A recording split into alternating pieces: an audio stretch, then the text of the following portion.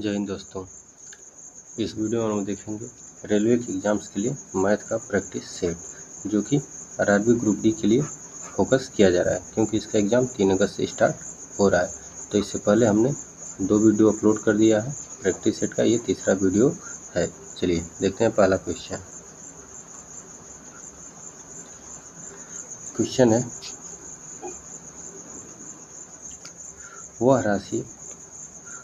वह राशि ज्ञात कीजिए जिस पर 20% वार्षिक ब्याज दर से 3 वर्षों में साधारण ब्याज के रूप में 1320 रुपये होंगे। तो देखिए छोटा सा क्वेश्चन है और हम लोग ट्रिक के माध्यम से इसको सॉल्व करेंगे। देखिए, जब भी किसी राशि पे ब्याज दी जाती है तो जब साधारण ब्याज एसआई की बात करेंगे, सिंपल इंटरेस्ट की, इसका फार्मूला होता है P गुणित R गुणित T अपन में 100।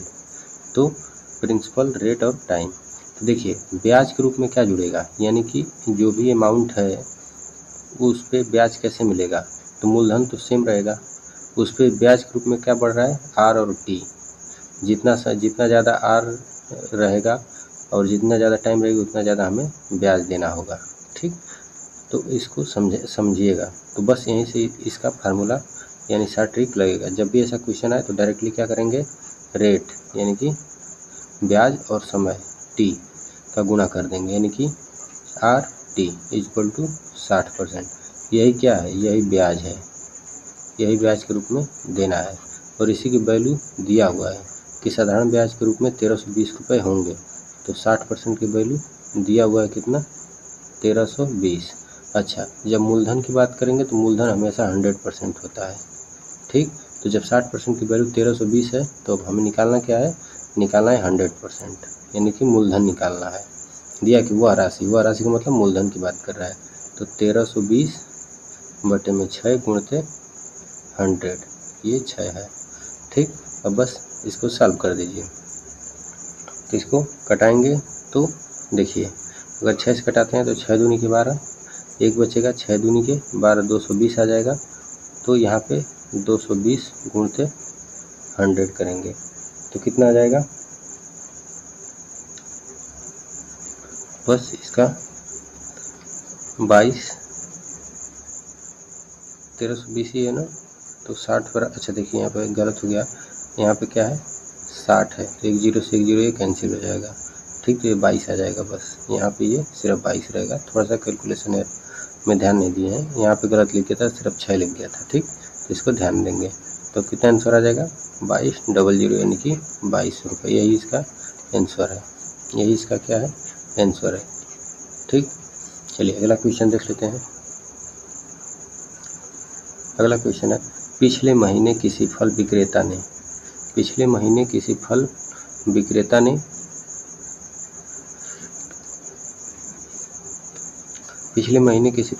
ने 600 रुपये प्रति बॉक्स की दर से आम बेचे।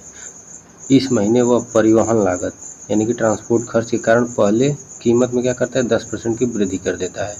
फिर वह वर्धित मूल्य पर, कीमत पर या मूल्य पर 15% की क्या करता है, छूट दे देता है। यानी कि जो मूल्य बढ़ाई गई है, यानी कि 10% वृद्धि के बाद जो मूल्य बनी है उस पर 15% की छूट दे देता है। तो आम के एक बॉक्स की अंतिम कीमत कितनी होगी। ठीक, चलिए देख लेते हैं इसका सलूशन। तो इसका देखेंगे SP कितना है, ये क्या है, किसी फल विक्रेता 600 प्रति बॉक्स आम से बेचे का मतलब SP। तो यहाँ पे क्या है, सेलिंग प्राइस दिया हुआ है। सेलिंग प्राइस कितना है, 600 रुपये, 600 रुपये सेलिंग प्राइस है। ठीक, अब कह रहा है कि क्या करता है, इसको पहले 10% इस पर कीमत बढ़ाता है प्लस 10%।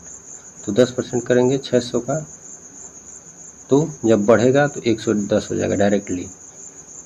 110 क्यों किया जाता है कि अगर 10% निकाल के फिर जोड़ेंगे 600 में तो वही वैल्यू आएगा। तो डायरेक्टली हम लोग क्या करते हैं कि 110 कर देते हैं, 100 में जोड़ देते हैं जितना बढ़ाना होता है।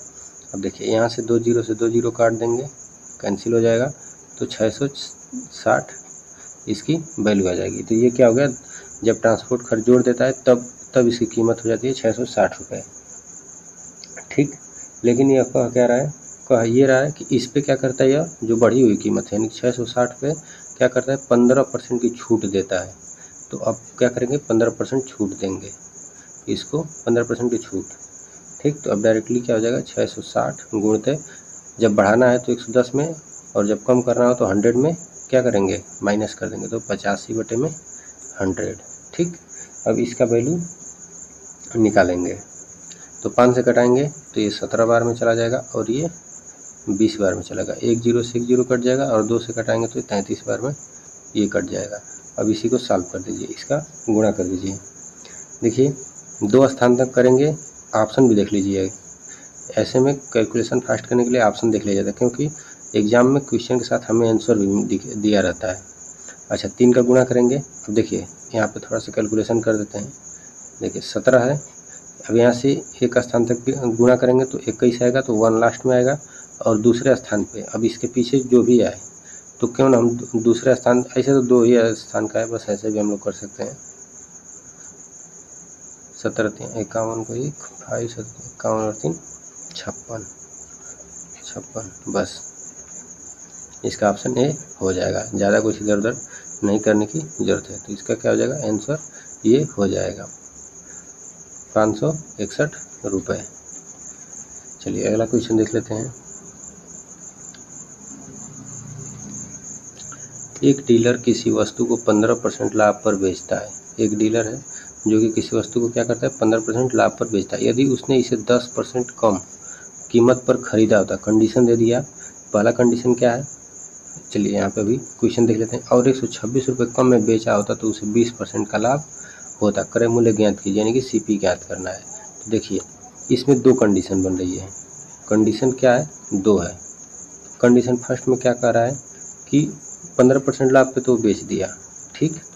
अब यहीं पे कंडीशन सेकंड भी क्या रख रहा है कि 10% कम पे वो खरीदा होता, 10% कम पे क्या किया होता, खरीदा होता, और 126 रुपये कम में बेचा होता, तब उसको लाभ कितना होता, यानी कि 20% का लाभ हो जाता।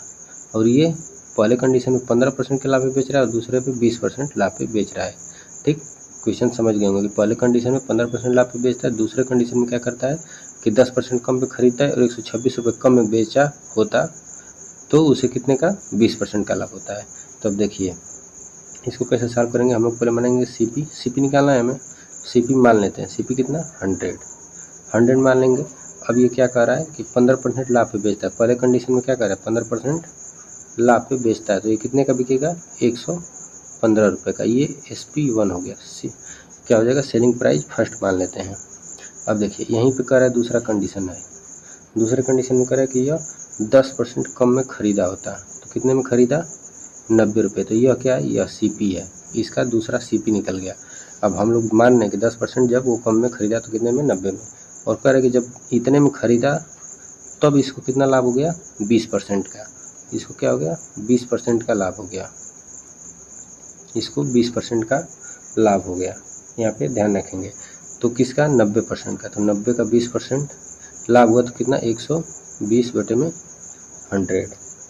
ये इसकी मान हो जाएगा। तो अब इसको कटम पिटम करेंगे तो 2 0 से 2 0 तो ऊपर कैंसिल हो जाएगा, 12 9 108। ये क्या हो गया, SP2 हो गया। क्वेश्चन को थोड़ा सा ध्यान से देखिए, ज़्यादा बड़ा क्वेश्चन है, सॉल्व करेंगे, प्रैक्टिस हो जाएगा तो बहुत आसानी से हो जाएगा। ये बस बताने के लिए इतना लंबा हो रहा है। अब देखिए ये कह रहा है कि इतने कम में बेचता है, रुपये में इसकी वैल्यू दी हुई है, तो ये दोनों SP की बात कर रहा है। ये दोनों जगह बेचने की बात कर रहा है। इतने लाभ पर बेचा होता और इतने कम में बेचा होता, तो दोनों SP में अंतर कितने का है, वही इसके बराबर हो जाएगी। तो देखिए SP1 माइनस SP2 कर देंगे तो अंतर कितना आ रहा है, अंतर आ जाएगा आपका 7 का। और 115 में से 8 जाएगा तो 7, और इसकी वैल्यू कितना दिया हुआ है, 126 दिया हुआ है।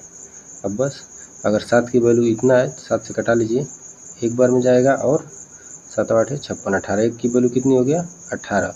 तो 100 की वैल्यू कितनी हो जाएगी, 1800, क्योंकि हमें CP निकालना है। और CP की वैल्यू कितनी है, CP की वैल्यू यहाँ पे ध्यान रखेंगे, लेट जो हमने माना है 100, तो 1800। तो इसका सही जवाब क्या होगा, ऑप्शन डी। ऑप्शन डी इसका सही जवाब हो जाएगा। चलिए अगला क्वेश्चन देख लेते हैं। प्रैक्टिस कर लीजिए, क्वेश्चन एग्जाम में इतना सब नहीं करना, इसको हटा देते हैं, थोड़ा सा मिटा देते हैं, स्क्रीनशॉट ले लीजिएगा।